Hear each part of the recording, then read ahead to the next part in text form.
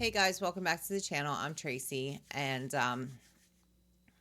today I'm going to react to the first night of Vincent's Tale. So apparently I missed these before I did Starry Night. So I thought there were more, but I didn't see them. So I'm going to react to that now. Don't forget to subscribe to the channel, like, comment, share. Hello to all our new subscribers. Thank you to everybody who has subscribed. We're almost at 1,000, so if you could subscribe, that would be great. We also have access to super thanks and gifts if you'd like to support the channel. So that stuff would go to getting Ashton a car so he can come and be here with me. So I don't have to do this by myself. So let's see what's going on here. Weekend. That was Brawl Dog.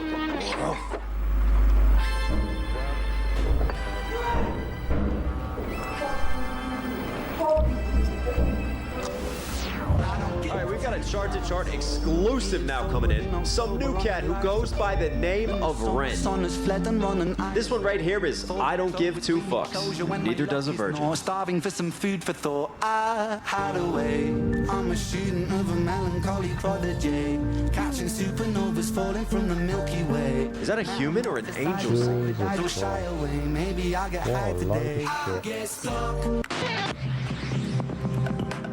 A man has died after being stabbed last night in the shopping district of London Paddington. Police say the victim is 29-year-old Edmund Lockridge, the son of Lord Lucian Lockridge, the billionaire founder of Lockridge Incorporated. The company has been at the centre of several recent controversies, though police have stressed there is no indication at this stage that the attack is connected. A 34-year-old man from Shepherd's Bush was arrested at the scene and remains in custody. Yes, that's right. Just after 9:30 last night, emergency services were called to this pedestrian strip on Parade Street, Paddington. Witnesses describe a heat altercation followed by Mr. Lockridge collapsing from stab wounds. Vincent Gavon, described by neighbours as quiet and someone who kept to himself, was detained minutes later. Police say they are keeping an open mind on motive, including whether the attack was politically motivated. In Westminster this afternoon, police and ministers responded to the growing public concern. We take you there now. At approximately 3:09 this morning, Vincent Gavin was charged with murder. Our deepest condolences go to the Lockridge family. As this is an ongoing investigation, further comment would be inappropriate. Will this be treated as an act of extremism? We're keeping an open mind. Minister, is this a sign of a wider breakdown in public safety? What happened last night is not just an attack on an individual, but on the values that underpin our society. The Prime Minister will be reviewing measures to ensure crimes of this nature face the toughest possible response. Thank you, Minister. Lord Lockridge! There's been some accusations that your company's practices... My son was murdered. That is the truth. That is the only truth. That was quite an inappropriate question from that reporter. I mean, unless something happens in the next couple nights, I do think that reporters can be very... I mean, granted, whether or not his company did whatever, his son was just killed. That's a little ridiculous. To justify or rationalize this crime are beneath contempt. And that is all I have to say on the matter. Okay, that's all for today. Thank you. Thank you. In an extraordinary turn, the public have been left completely divided. Some of the population see Vincent as a new age devil, whilst others see him as a modern-day hero, striking a blow against the status quo. I'm stood outside the courthouse, and although officials have described this as an open and shut case, you can see there's clear public divide between support and condemnation for Vincent Gavon. Back to you. With the suspect now formally charged, the question remains, a man's crime or a sign of something deeper in Britain today?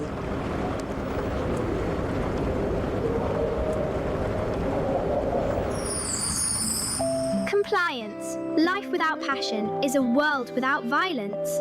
From the same Lockridge Industries laboratories that brought the world's first medication formulated to heal the global economy, Envian. Comply more.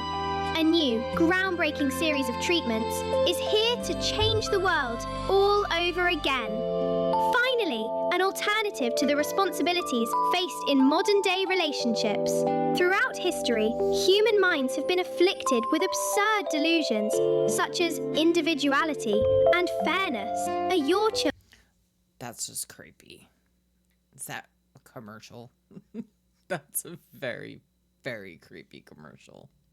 Children starting to develop their own personalities as they grow? Are you tired of waking up every day and having to pretend to listen to other people prattle on about their right to self-expression? But that can all stop with just 2 easy-to-swallow tablets taken before, after, and during every meal. Side effects include... No self-expression? Yeah, that's something the government wants. Definitely something the government will want. That's like giving somebody a lobotomy and then just killing them. That's just stupid. These companies are ridiculous. They need to go. 2 easy-to-swallow tablets taken before, after, and during every meal. Side effects include spontaneous ankle jingling, unexpected emotional flash mobs, mild to severe haunted elbow syndrome, involuntary shadow twitching, temporary loss of the ability to pronounce the letter S, sudden memories from lives you definitely didn't live. That definitely sounds like all the side effects they give you on all these medications on television. It's absolutely stupid. Why would I take a medication that's just going to give me more side effects? They're probably worse, and could cause death. Oh, that's great. Let me take this to supposedly cure something, but I could risk dying. So I think I'll just deal with what I got. Good evening and welcome to Britannia Speaks, where the nation debates the issues that matter most. Tonight, Vincent Gavon, charged with the murder of Edmund Lockridge. Who is he? It's a tragedy that has sparked outrage, division and a national conversation. On our panel tonight, Sir Douglas Kane, former Chief of Police. We have Dr. Aston Tolliday, political scientist. We have Cassie Blaze, who is an actress, influencer, and former contestant on the TV dating show Swipe Right Forever. We have Percy Price, Professor of Psychosurgical Medicine at Cambridge University. So, without further ado, let us go to our first question from the audience. Thank you. My question is, has Britain lost control of its streets? I work 2 jobs, finish at midnight, and honestly, I can't afford to change my shift, but I don't feel safe. My niece is 14 and won't go out after dark, and all the politicians are just arguing on a Twitter instead of doing, well, anything really. Should we feel safe, or is it over for this country? There are 3 kinds of methylene blue that you can take, and a lot of people are selling. The first one is Indian curry methylene blue, and that's because 80... Yeah, it's quite simple. Britain has gone soft. The people in charge of our legal system now have absolutely no backbone. Now, back in my day, they get punished and punished properly. These days, it seems that you get a TikTok account and some sort of documentary on Netflix. And I'm sorry... He's not wrong. He's definitely not wrong. Yeah, you get let out, you get all this stuff or money, and a documentary on Netflix. If you start punishing the criminals, then it stops because they're scared of what's going to happen to them. And punished properly. These days, it seems that you get a TikTok account and some sort of documentary on Netflix. And I'm sorry, but you should be afraid. You really should. The people who run this country are afraid to make any decision in case they offend somebody. Dr. Tolliday. With all due respect. That's not just Britain. That's the United States and probably every other country around the world anymore. And it's getting ridiculous. This is not the world I grew up in. It's exactly that thinking. Yes, it comes from somebody who knows about criminals. This structural inequality does nothing. What are you going to tell me next? That road cones have feelings and emotions? Actually, what we're seeing is the collapse of social support networks, rising poverty, inequality of wealth. That's absolute rubbish. People aren't being stabbed because of inequality. They're doing it because they can, and we're letting them. I agree with what he said. I will say that life is getting much harder for these kids and even adults. And I feel as if the government is making it that way on purpose because you can't control a population that's law-abiding. As long as you're obeying the law, they can't lock you up and put you in these jails where they make money. They're private organizations. And they make money on every single prisoner. So if everybody's good and nobody does anything wrong,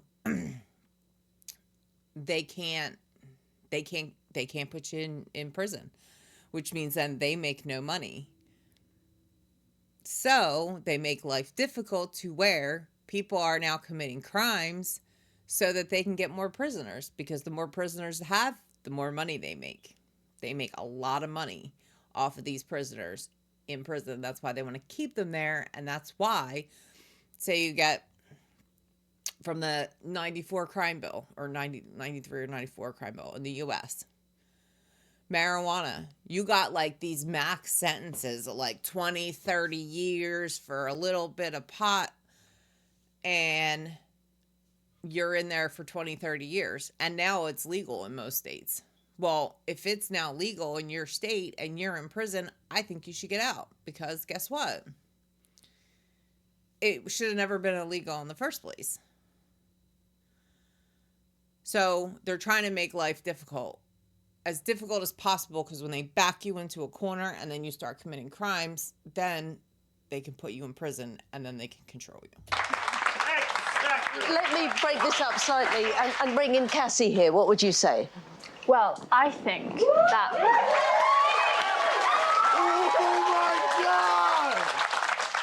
I think maybe you're both right. Like, Sir Douglas here thinks we should be hard, but Dr. Tolliday thinks we should be soft and gentle. I personally think it's nice with a mix of hard and gentle.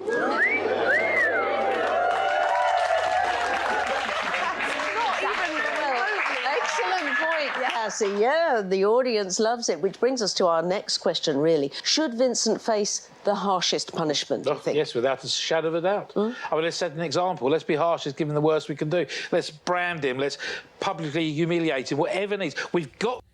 Here's the problem. You have the court of public opinion, and then you have the court of law. In the court of public opinion, he's already, well, from what the guy's saying, he's already guilty. But you got to prove it first. So that's like the whole Charlie Kirk thing. Like, you have to prove that he did it, and you have to prove it beyond the shadow of a doubt. I don't know if it's the same in Britain. I don't know what their laws are like. So I can't speak on that. But I think if you're proven to have done it and you're not set up, because they like to do that too. They like to set you up, and which is called entrapment. If we're being honest, it's entrapment. But I think if you are proven, and they can prove it with all kinds of evidence, physical evidence, then yes, you should get a harsh punishment if you've done something like murder or any other harsh crime.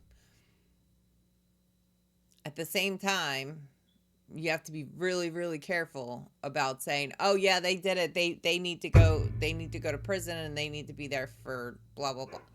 You have to be very, very careful with that.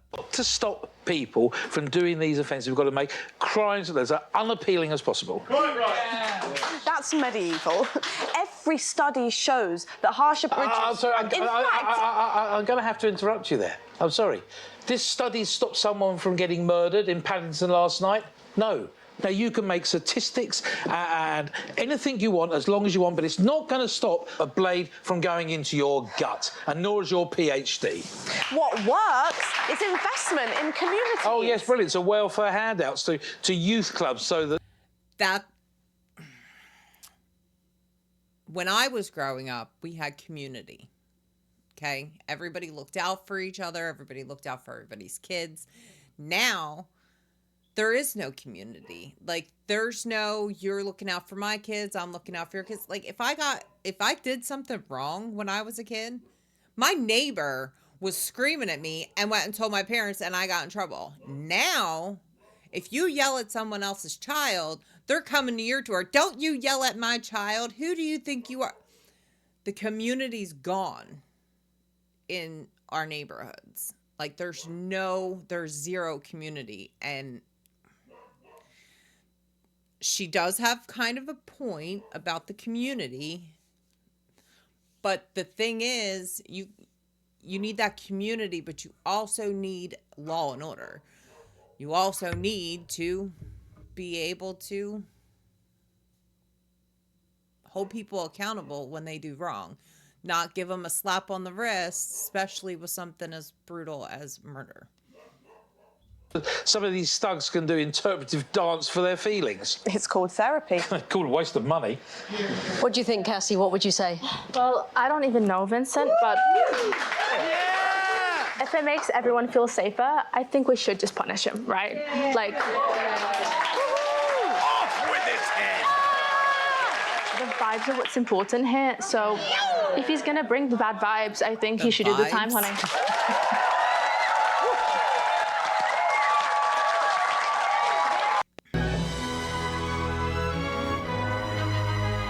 Watching the artistry. Yeah. This is about dealing with issues systemic. Final thought on this, Sir Douglas. Final thought. Lock him up, throw away the key. Yay! All right, well, that brings us to the final question. What does this all mean for the future of Britain? Well, it means war. It means war. The public are at danger. We've been wrapped in this sort of bubble wrap. I mean, if it was up to me, I would have the soldiers on the streets right now. The real war is with inequality. That's a little harsh. That's a bit harsh, buddy. I'm not so sure about soldiers on the street because of them. I mean, now, if it got out of hand and everybody was doing it, like the Purge, maybe, but... I would have the soldiers on the streets right now. The real war is with inequality. Vincent is a symptom, not a cause. If we don't address the root cause... The root cause is if he'd not picked up a weapon and picked up a job application instead. Well, problem is, there's people looking for jobs, and there's job postings everywhere, but nobody hires you. And I thought I read somewhere before that they do that for some, I don't even remember the reason, but that sometimes there's not enough jobs. So sometimes things get hard, but that does not, that doesn't excuse that. I think that we should just be nicer to each other, you know? Like, if we just meditated more, this wouldn't happen, that wouldn't happen. And, like, there was this one time where the two guys I was talking to, they found out about each other, and it was a right mess. They wanted to have a talk about it, so I just turned my phone off, went to the back garden with a matcha martini, and meditated, like, really hard. And honestly, that solved all of my problems, so...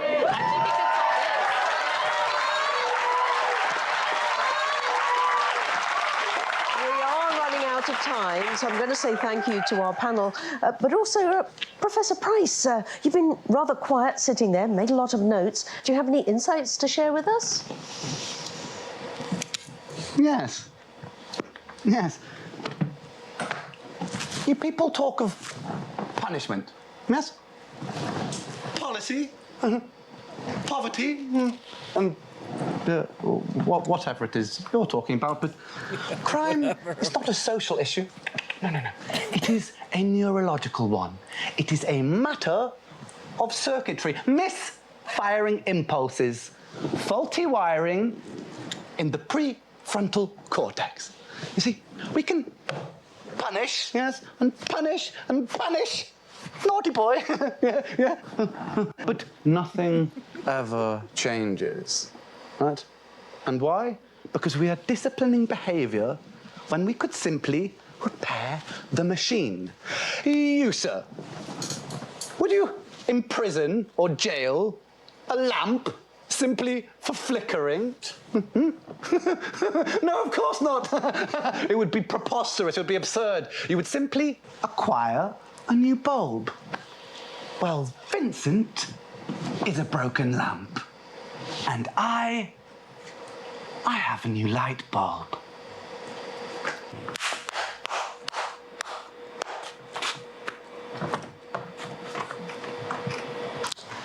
Well, you heard it here first. With that, it is good night from us. Look, we haven't even had a proper debate. We'll see you all same time next week. Join us then. Good night. Okay. Brenna's hysterical. I mean, that's not wrong. I mean, some people are wired like that, where they just constantly do it. Constant. And they don't know how to get out of that. It's either that or their circumstances, they feel like they have to, or that's all that they know. So it's one or the other. I don't have the answers. I don't know. I'm just telling you what I feel, but I'm not sure. That was actually pretty good. Wasn't a song, but we're going to do night 2, or the second night, whatever you want to call it. And I'll drop that one tomorrow. So I hope you guys like the reaction.